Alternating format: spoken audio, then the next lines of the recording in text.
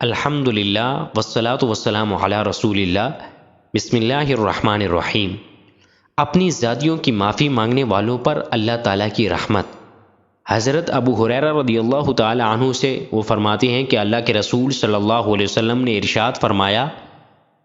اللہ تعالیٰ اس بندے پر رحم فرمائے جس نے اپنے بھائی کے ساتھ اس کی جان یا مال کے حوالے سے کوئی زیادتی کی، پھر وہ بھائی کے پاس آئے اور اس سے اپنی زیادتی کی معافی مانگ لے تو اس دن سے قبل یعنی کہ قیامت سے